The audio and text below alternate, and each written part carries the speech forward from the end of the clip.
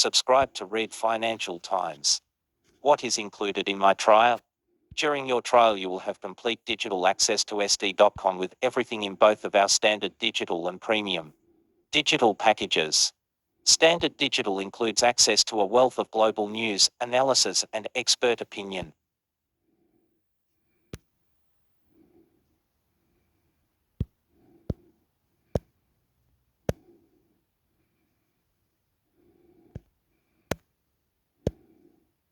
Subscribe to Read Financial Times. What is included in my trial? During your trial, you Oh, it really. So I won't read the. Okay.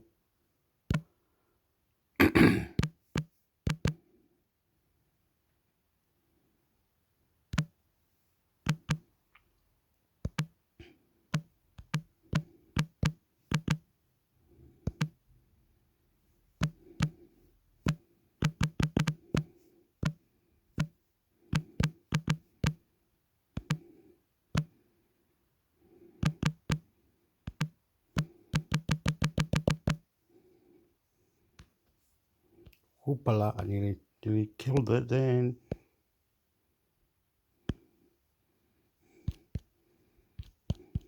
Nothing go, mala.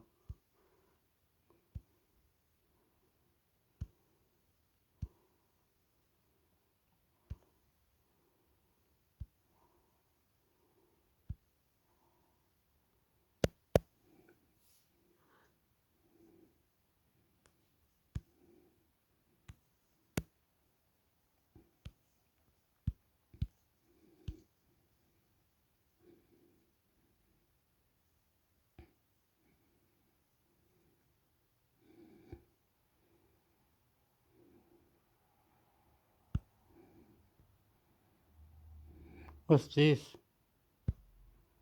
Get off it. Knock it off. I want to mirror it to my phone. Oh, the mirror thing now. That's what I was doing. Look at this. Esto malo, weón. Malo. Malo, amigo. Right, sneeze.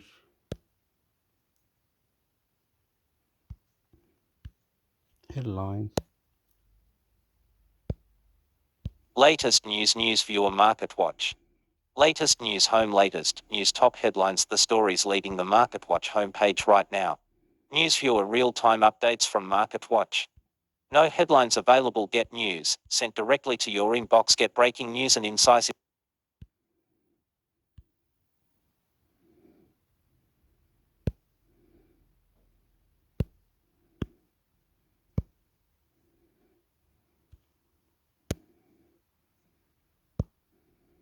The dark patterns in Fortnite that led to the largest FTC penalties ever. Market Watch. Your browser does not support the audio tag.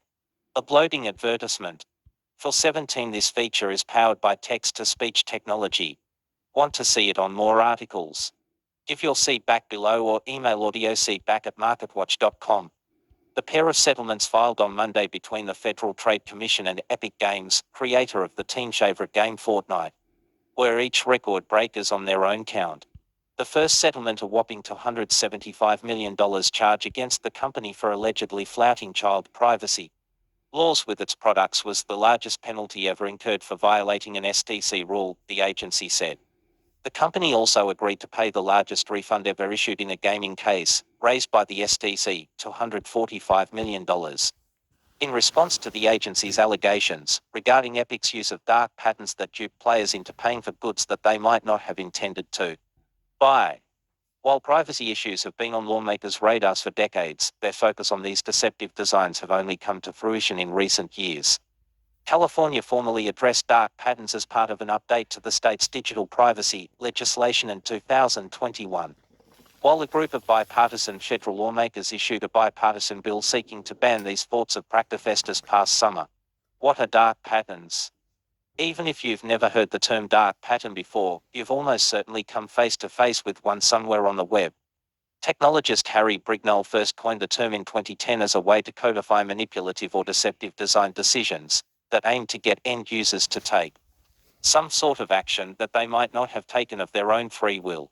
Certain subscription services, for example, have been accused of using dark patterns to discourage people from deleting their accounts once their free trials of the service expired. Others have flapped the dark pattern label on ads that disguise themselves as independent content in order to goad a web surfer into clicking. These are just two of the dozen different flavors of deceptive design that Brignolska has had on his website over the past decade. In some cases, a dark pattern might try to get a shopper to spend more on a purchase, either by sneaking an item into their basket, or by bringing up a slew of unexpected delivery or tax charges towards the end of the checkout process. Other dark patterns might be aimed at getting site visitors to agree to more on-site tracking than they might be comfortable with, or make it near impossible to opt out of that tracking. According to the STV's complaint, Epic was caught using dark patterns to charge Fortnite players without getting their express consent. For more than a year after Epic began offering in-app purchases, the docket explained, young Fortnite players were allowed to buy different costumes and accoutrements for their in-game avatars by simply pressing buttons no password or PIN number from the card-holding parent required. Many parents have been surprised to learn that Epic charged them hundreds of dollars for kids in-app activities that they did not authorize, the STC wrote, going on to detail the complaints of one parent who expressed disappointment that their 10-year-old made roughly $500 worth of in-app purchases so easily. On top of that, the STC detailed that Epic used other dark patterns to make it difficult to cancel their buys or to ask for refunds.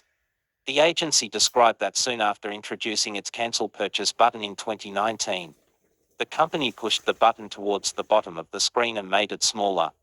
The STC also explained that Epic deliberately required consumers to find and navigate a difficult and lengthy path to request a refund through the Fortnite app, and also asked those players to jump through several unnecessary steps to submit that request at the end. While Epic is being held to task over its practices, there's still countless other actors across the web still pulling similar stunts. An on-Studasat surveyed 11,000 online stores in 2019. Researchers found roughly 1 in 10 engaging in some sort of deception to get shoppers to spend more than they realized. Another survey of the 240 most popular free apps in the Android App Store found that 95% can be found using some sort of dark pattern, typically to get users to click on ads within the app.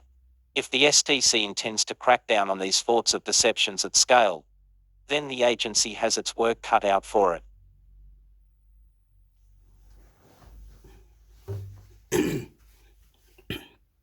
Se cortó, madre, queda para atrás, para allá, para allá. ¿Cómo lee?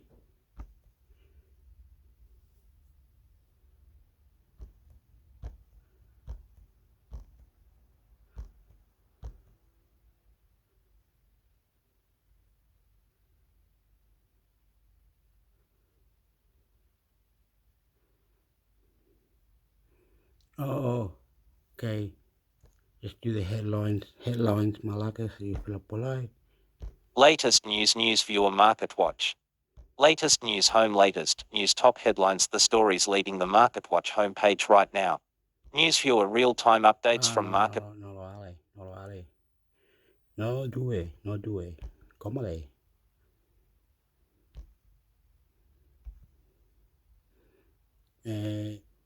Mi madre, my mother is ringing me soon too.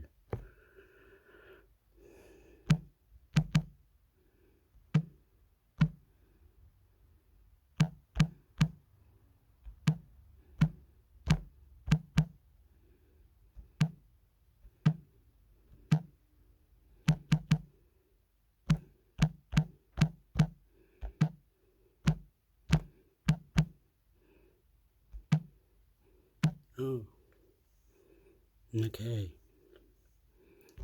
Tengo uno, pues te esperé. Popa.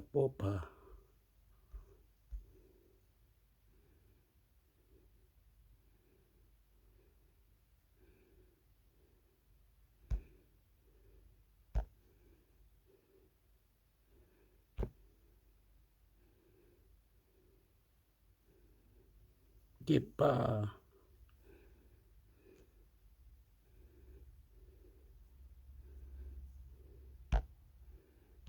Google agrees to $392 million privacy settlement with 40 states. The New York Times. Technology. Google agrees to $392 million privacy settlement with 40 states. https://www.nighttimes.com/2020/11/14/technology/Google privacy settlement.html. Google agrees to $392 million privacy settlement with 40 states under the agreement, which state attorneys general said was the largest U.S. Internet privacy settlement. Google must also make its location tracking practices clearer to users. Send any friend a story. As a subscriber, you have 10 gift articles to give each month. Anyone can read what you share. Washington. Google agreed to a record $391.5 million privacy settlement with the 40-state coalition of attorneys general on Monday for charges that had misled users into thinking they had turned off location tracking in their account settings even as the company continued collecting that information. Under the settlement, Google will also make its location tracking disclosures clearer starting in 2023. The attorneys general said the agreement was the biggest internet privacy settlement by U.S. states. It capped a 4-year investigation into the internet search giant's practices from 2014-20, which the attorneys general said violated the state's consumer protection laws. Google said it had already corrected some of the practices mentioned in the settlement. Consistent with improvements we've made in recent years, we have settled this investigation, which was based on outdated product policies that we changed years ago, said Jose Castaneda, a spokesman for the company. States have taken an increasingly central role in reining in the power and business models of Silicon Valley corporations, amid a vacuum of action from federal lawmakers. More on big tech. Amazon. The e-commerce giant agreed to a settlement with European Union regulators that will force the company to make changes to its practices but also allow it to avoid billions of dollars of potential fines. Microsoft. The Federal Trade Commission sued to block the company's $69 billion acquisition of the video game maker Activision Blizzard. Meta. John Carmack, a pioneer of virtual reality technology, is leaving Meta after more than 8 years at the company. Foreign workers as cutbacks batter the tech industry. Some foreigners on work visas are there, facing a daunting prospect, having to leave the United States unless they are hired within 60 days of being laid off. More than 4 years after Europe rolled out data privacy rules for its citizens, Congress and regulators have failed to agree to a federal data protection law in the United States. Lawmakers have squabbled over details of privacy proposals, and tech giants have deployed armies of lobbyists to water down or destroy legislation. In lieu of federal law, states including California, Colorado, and Virginia have enacted their own privacy rules, creating a patchwork of regulations that artificially begin and end at state boundaries.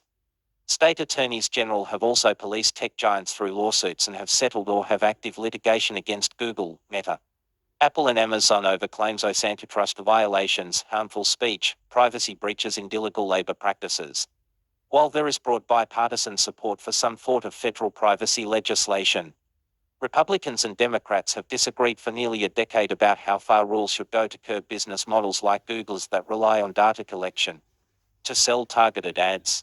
Information about a user's whereabouts and location history can be particularly valuable to retailers hoping to serve up real-time promotions and more personalized ads.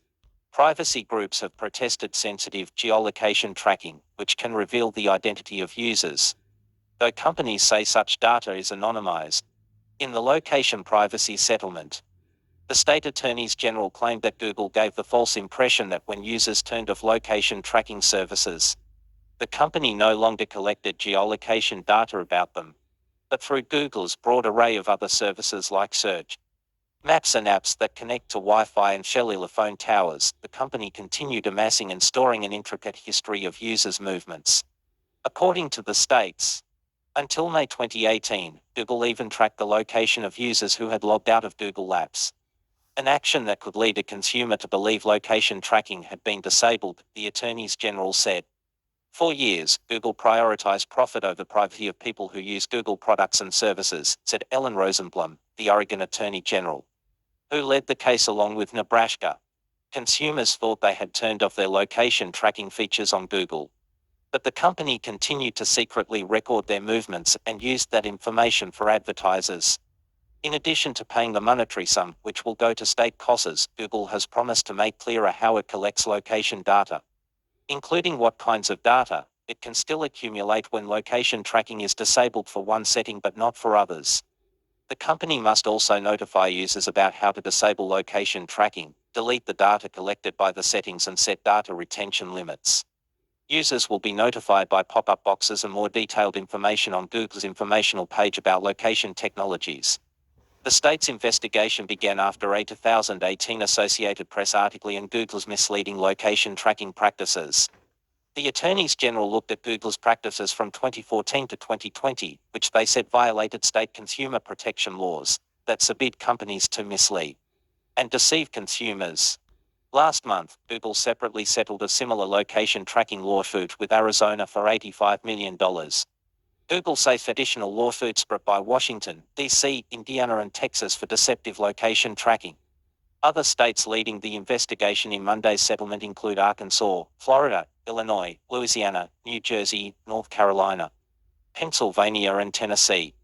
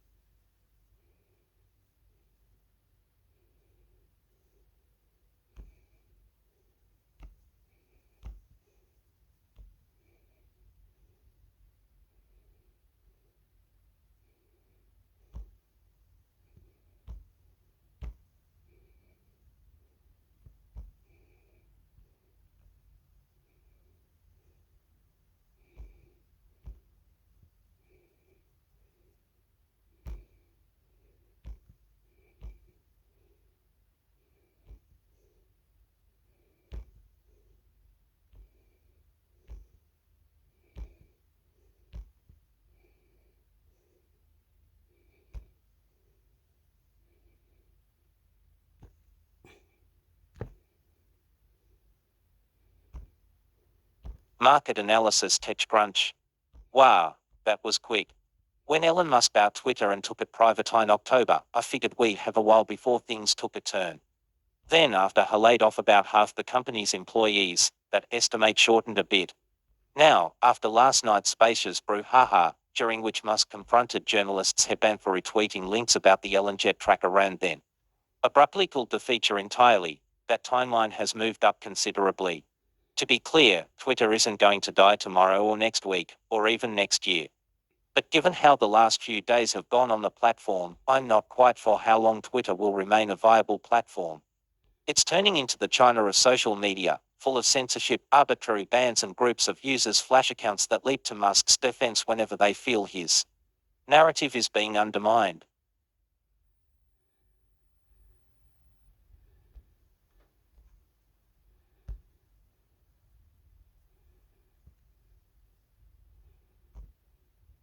Market analysis TechCrunch. When Salesforce announced during its most recent earnings call that it wouldn't be providing a revenue forecast for next year, it was a bit of a shock, especially coming from the most successful SaaS company in the world. With revenue of over $7.8 billion for the quarter and a goal of reaching $50 billion by its fiscal 2026, the company hasn't exactly been doing poorly. Still, when you combine the lack of a forecast with recent executive exodus, It begins to paint a picture of unusual instability at the CM giant. First, let's look at that forecast or the lack of one. It seems the economy has become so uncertain that Salesforce opted out of a forecast for its fiscal 2024 altogether. The 3 months ending October 31st, 2022, comprised the third quarter of the company's fiscal 2023. We use the word unprecedented these days an awful lot. But it's pretty darn unusual for a company like Salesforce to tell investors they're punting on a forecast. And it's the first time the CM giant has ever done it.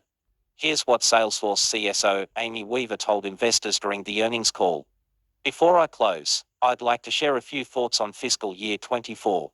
As discussed, we are experiencing a very unpredictable macro environment, as our customers are working to ensure their businesses are also healthy for the long term. Compounding that dynamic is an unprecedented foreign currency market. Therefore, at this time, we believe it would be premature to provide revenue guidance for the next fiscal year. That would be enough to make anyone who has followed this company raise their eyebrows. But consider that Salesforce simultaneously dropped the bombshell Fatco, CEO Brett Taylor plans to step down. The reason for that exit, ostensibly, was that Taylor was tired of life inside the big corporation and wanted to return to his roots as a company builder to get back to basics, in other words. But that might not have been the whole story. Wall Street Journal reported tension between the two leaders and that the resignation might not have come as far out of left field as we were led to believe. You can pull your jaw off the floor. This is not the first time a company has tried to spin bad news as neutral. There were other shoes left to drop. The smaller of the two clogs was Mark Nelson, CEO at Tableau, announcing was leaving Salesforce about Tableau back in 2019. The more dramatic news item quickly followed. Slack co-founder and CEO Stuart Butterfield told his flocks that he wanted to spend less time running a business and more time gardening and taking care of his child. Slack quickly announced that Lydiane Jones, who had been GM of Salesforce's Commerce Cloud, Marketing Cloud and Experience Cloud, yes, that's a lot of clouds, would replace Butterfield. Let's not forget that even prior to all of this, Salesforce had to deal with activist investor Starboard Value breathing down its neck, never a comfortable position. The company stressed its cost-cutting efforts in its latest quarterly call. It's worth noting. On paper, that feels like a lot of disturbing news in a short time. But what does it mean to the underlying financial stability of the company? As part of our year-end roundup at TechCrunch Plus, we decided to take a peek under the hood and see what's happening. Is this a short-term glitch in a bad year for all SaaS companies or a series of moves that could be indicative of something more worrisome at Salesforce?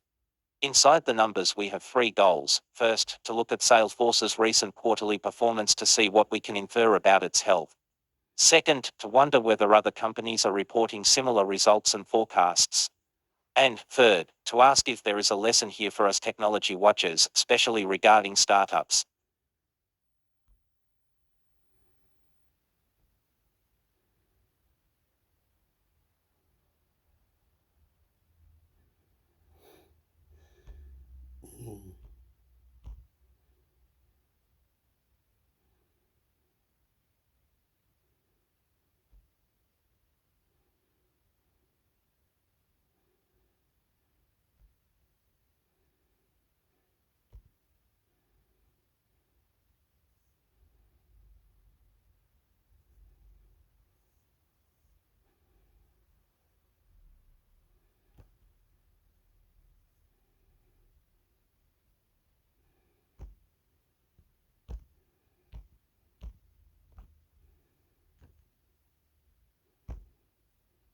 Cloud Wars Archives Acceleration Economy.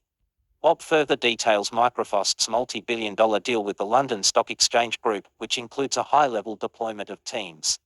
In Ebb 21, Kieran Allen picks up on Tom Smith, recently analysis on how collaboration leads to innovation in hybrid and WSR environments. To demonstrate the importance of collaboration in the acceleration economy, legislation would require cabinet agencies to collaborate to solve supply chain issues, but will that approach be effective? In episode 80 of the Cloud Wars Horizon Minute, Tom Smith looks into it. The deal's buyer-seller relationship demonstrates how Microsoft Teams is a robust platform that external organizations can use to co-create new solutions, applications, and workspaces. Lookout Principal Technical Marketing Manager Daniel Seller explains how behavior analytics is a foundational element of the Lookout Cloud Security Platform, which focuses on internet security, private apps, and FAF apps. In this Cloud Wars Horizon Demo Day moment, Brent Davis, Strategy Technical Partnerships, Okra, details how the company utilizes Snowflake's database to write and manage data policies that enable efficient operations. In this Cloud Wars Horizon Demo Day moment, Chris Hughes discusses how SaneGuard, Grip, and Ender Labs are addressing security issues in new ways. Bob details the mega deal between Microsoft and the London Stock Exchange Group, which is the latest example of a major cloud provider co-creating with key customers in this Cloud Wars news article. In this Cloud Wars Horizon Minute, episode 79. Tom Smith explains how Kyndryl Cloud Native Services help customers launch cloud projects and apps faster and more cost-efficiently in hybrid, multi-cloud environments. In this episode, Bob outlines the mega deal between Microsoft and the London Stock Exchange Group, which is another prime example of how the cloud is blurring industry lines. In this Solossphere 2022 News Desk interview, leaders from EcoVadis and Futuristically outline how the addition of sustainability ratings to execution management will benefit customers. In this Cloud Wars Horizon Demo Day moment, John Thiefert is joined by Aaron Back and Chris Hughes to discuss how businesses must prepare for inevitable data breaches.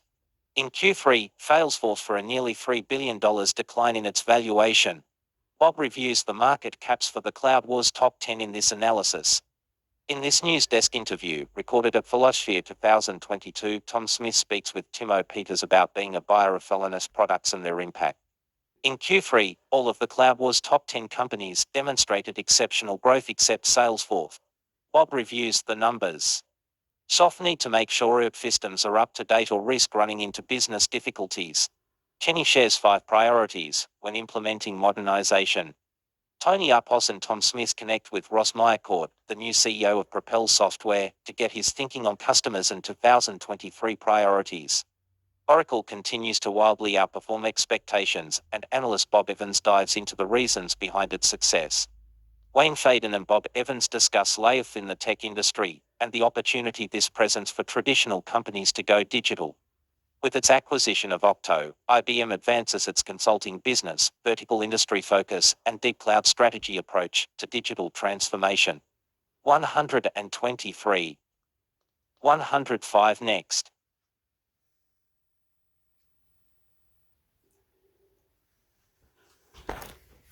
I'm gonna cut it. Gotta ring someone. Be back in 40 and post it on YouTube. Intermix sector. God. Thank you. I love you. Intermix sector. Subscribe. Intermix sector. Subscribe. Swah.